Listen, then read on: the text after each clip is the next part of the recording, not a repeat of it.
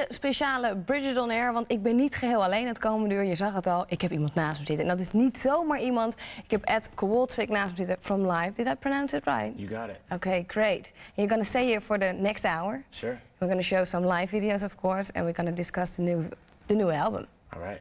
Sounds Because good. that's the main priority, I think, of Sure you is, today. right Yeah. now, yeah. And we're going to show some of your favorite videos from other artists, so that's nice as well. But first of all, I want to know, after a lot of touring and a lot of playing on big festivals, there's a certain point that you have to sit down and just look at each other and say, okay, we have to make a new album. Yeah. How does it go? Wow. Well, for Live, we toured for almost a year, all of 1997 for our last record, Secret Samadhi, and it was interesting because a lot of times we'll finish a tour and then we'll take some time to decompress and relax. But for this one, we really went right into the writing process almost immediately at the end of 97. Wrote for the entire year of 98 and started recording in an actual studio then in this year.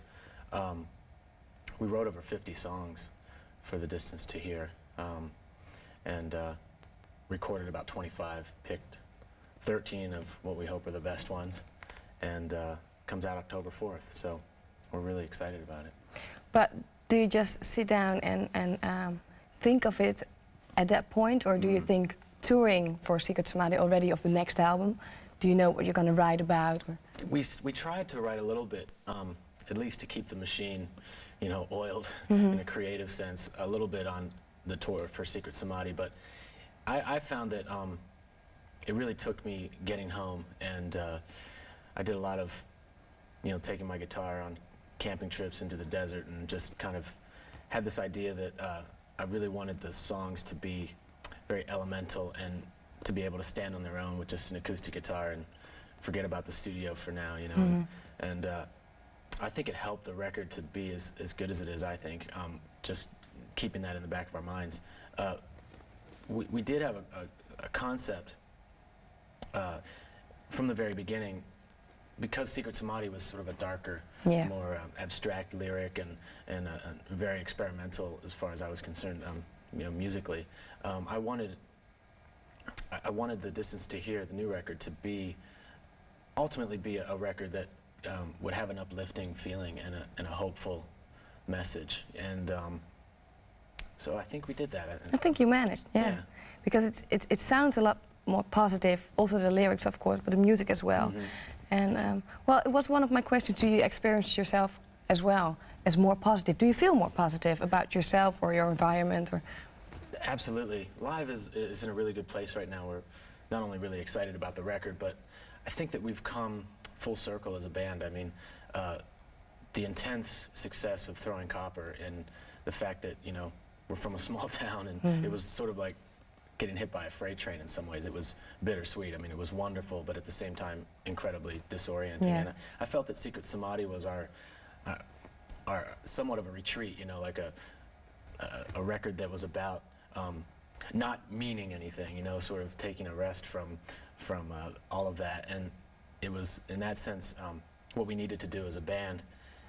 By the time we finished writing the new record, I really felt like we had come to rest as a band again, and there was a tremendous amount of positive energy released, and just finally being comfortable with the pressures and the spotlight of being a big band, and so I think that's going to be evident to people when they hear the record.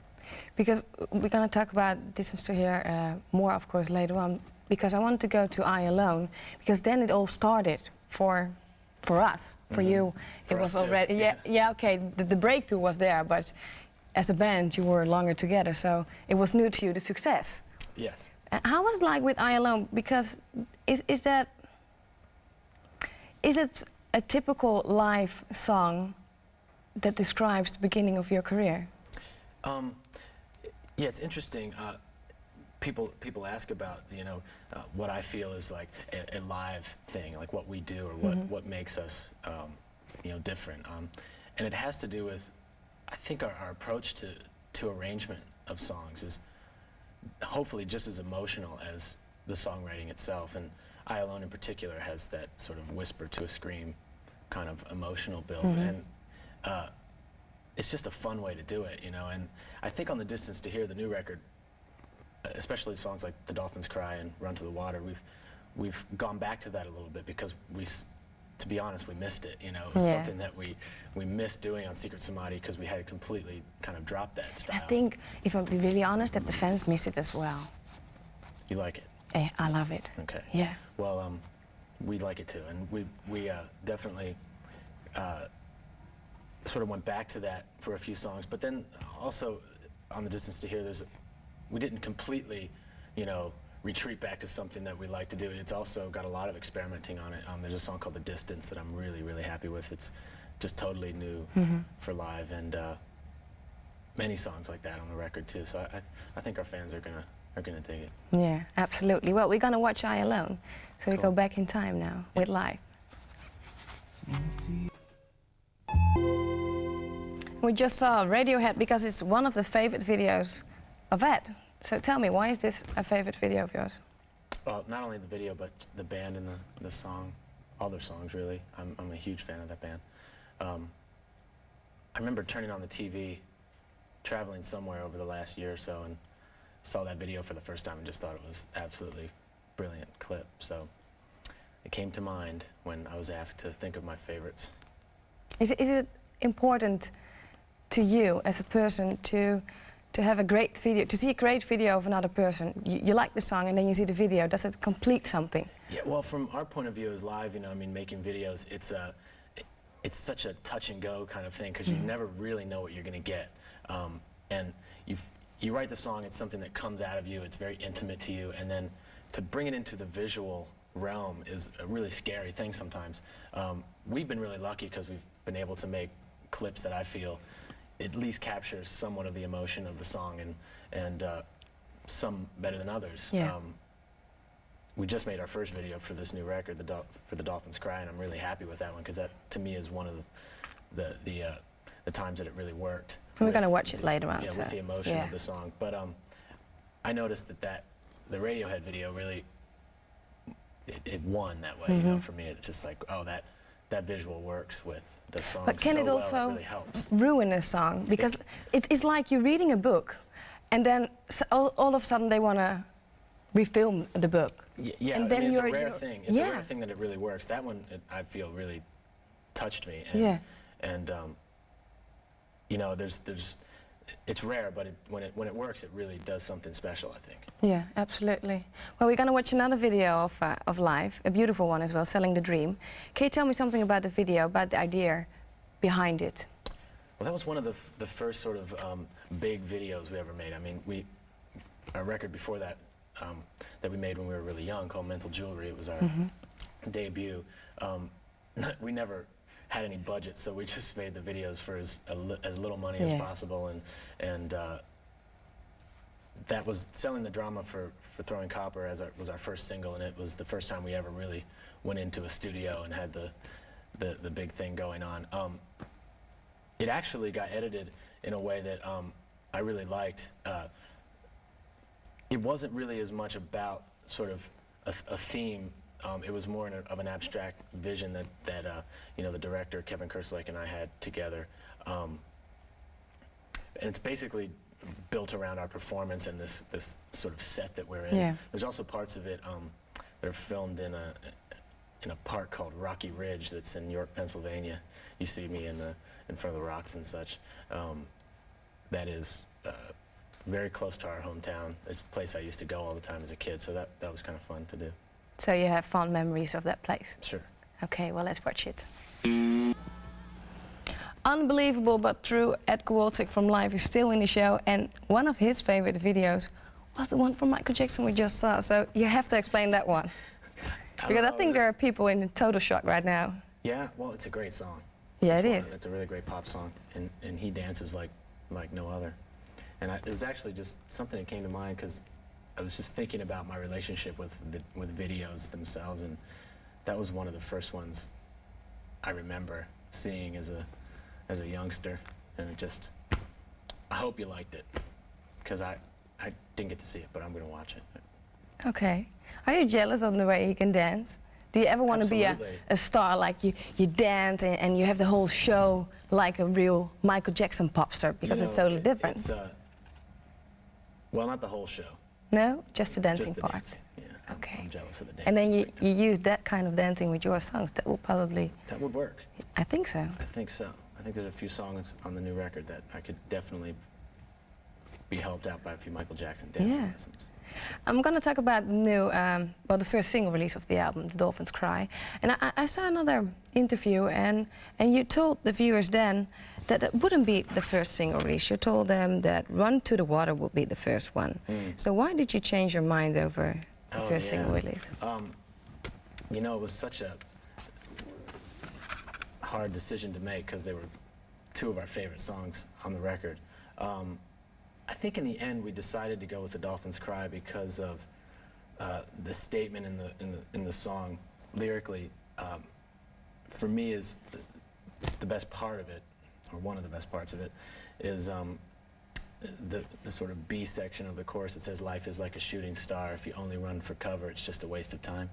And it just felt like the first statement that I wanted to make for this record, a statement about where live is headed and what kind of record I feel we made and what we want to do with it and where we want to go with it, and that it really is a record about pushing ourselves and pushing past our own boundaries and limitations. And it was just what I wanted to say to the world, and also offer it out there to become part of people's lives, you know, because I think it's a song that is very special to us and ultimately has an uplifting and hopeful message. So it's also love will lead us, you know, and I think that the more love right now in 1999 we have that we can talk about, the better.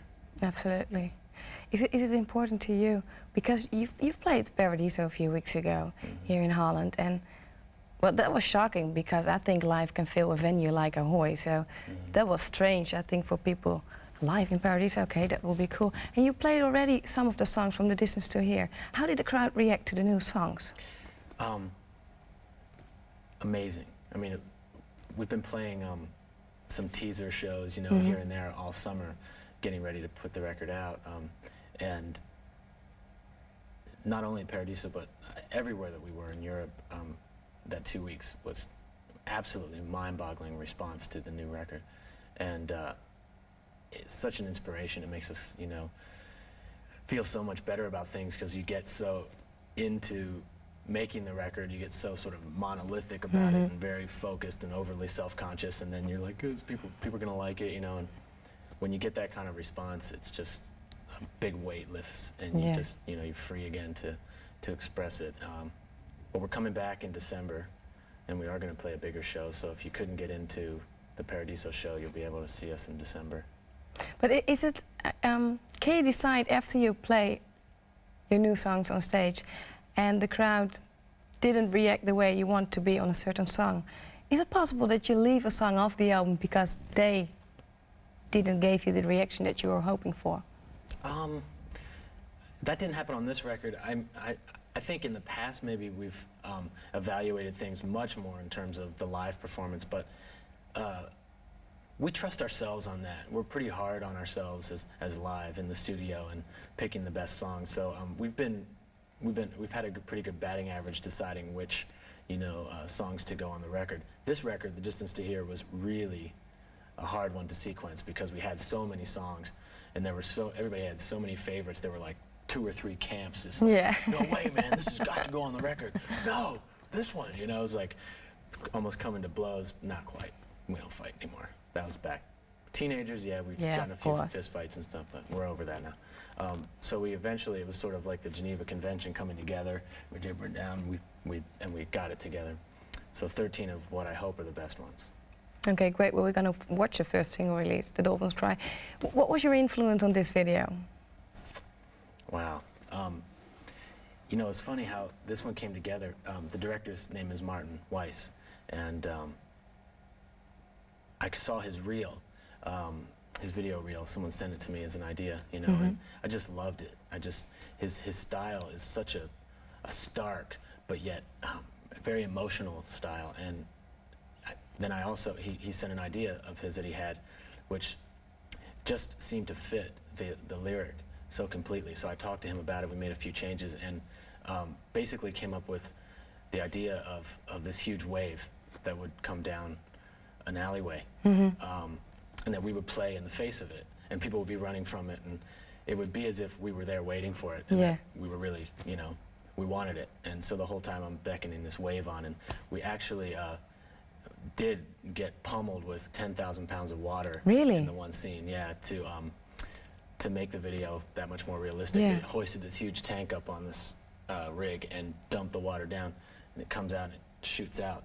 And it's funny because the first time that it happened, they put these stunt pads, you know, mattresses sort of behind us. Well, they were about 8 or 10 feet deep, and they had completely miscalculated how hard the water would hit us. So we were actually thrown beyond them, landed on the street, and was dragged down the street for about 20 feet. So we had all these brush burns that we had to cover up. And so we do our own stunts, kids. You know, we're professionals. And but the next time we put more, we only had to do it twice, and the next time there were plenty of pads. So we survived. Okay. But we won against the wave. You did, and we triumphed. You've made it. Well, you've all made together a beautiful video, so we're gonna watch it. The Dolphins Cry. All right. Okay, Ed Kowalczyk still in the studio, of course, the singer and well, the everything with his 3 mates of life. Where are the other guys? They are at home right now preparing for our tour, which starts 2-month tour in the United States, starting October 1st, September 30th, right around there. It got to be, there was so much to do to set up everything that we wanted to obviously do all the interviews and tell everybody about the record, but at the same time prepare the production and everything for the tour. So they stayed, you know, stateside to do that, and I split off to do this. But they're alive and well, and it's interesting because we have the new live website is up and it's online. It's at www.friendsoflive, all one word, .com. And I have a tour diary section where I put pictures and movie clips of me traveling. And so I'm keeping in touch with them on the site, making little movies like, hey, I'm alive, I'm over here, it's going great. So you should go check that out. Yeah, great. So you keep in touch. Yeah. Well, I don't want to talk about it too much, but I do want to mention it because there must be a certain point in your life that you were looking for something or wasn't very happy with the way or whatever, how everything goes, or I don't know what it was, but at a certain point you, no, not grab on, but maybe you were looking for some kind of a religion and then you found Buddhism.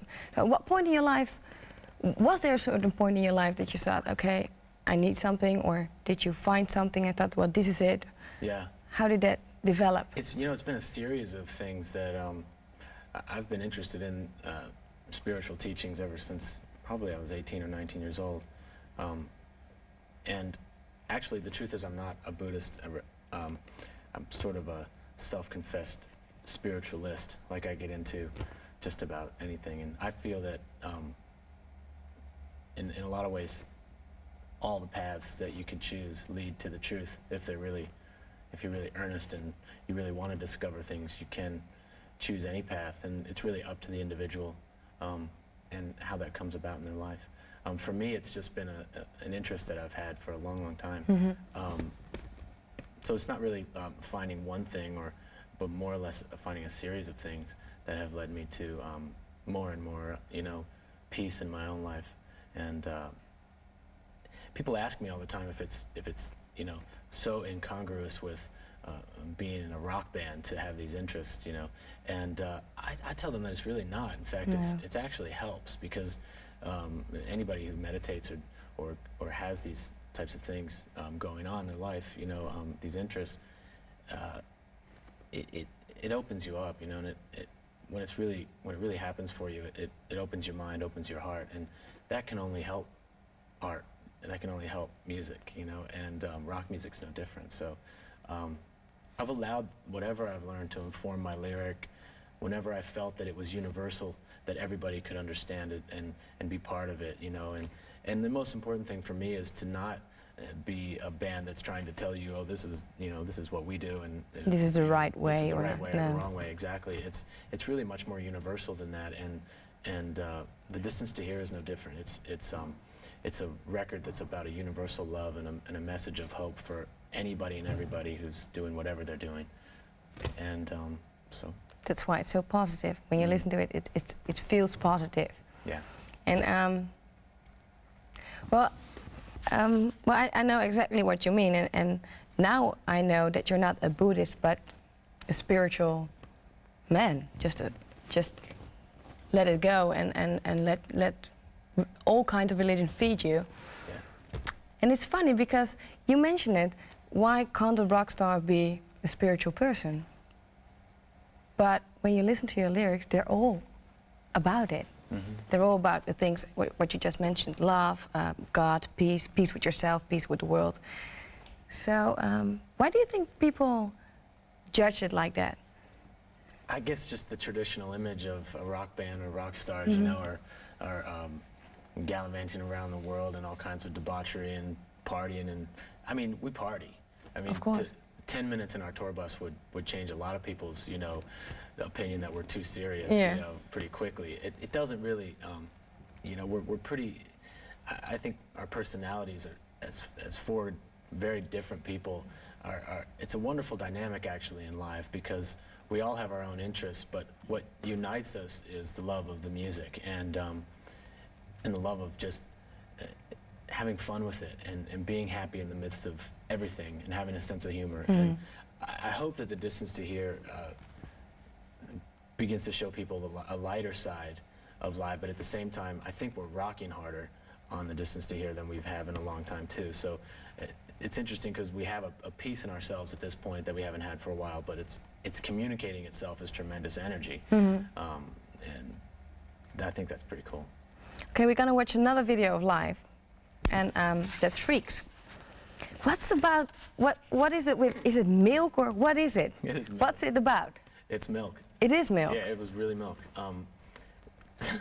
That video is, I actually saw that one for the first time in a long time, a couple weeks ago, and I laughed riotously because it's the song itself was really the essence of the record Secret Samadhi, which was completely off the cuff, you know, more of a stream of consciousness approach to lyric writing, pasted together randomly, and it's really. It became, actually, over the course of the tour for Secret Samadhi, a sort of anthem for weird people, which I think in some ways we're all a little weird. And the video itself is the theme is this bar that exists where there's sort of this milky substance, milk martinis, milk in the guy's IV drip, milk beer, and a guy comes in and he doesn't want to have anything to do with milk, and that's not, he made a bad mistake, and he gets it in the end. But it was a fun video to make, and I don't think about it too much though. There's not much message there. Whatever you want to take from it, milk on your cereal, whatever. Just do it. Just have fun with it. Okay, great.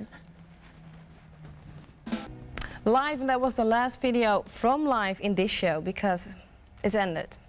And I want to thank you very, very much for coming over. And we're going to see you back in December, you told us? Yes. Okay, in a big venue? In a bigger venue than Paradiso. So, like I said, if you didn't get into that one, make it to this one. Okay, and promise me that you practice your moonwalk before you go to the bigger venue. I'm going to have to take a copy of that Rock With You video home and really practice it. I'll give it to you. Okay. Thank you very much. Yet? I don't know if he was moonwalking yet in that video. Oh, but I'm sure he could, so... I'm going to have to Yeah.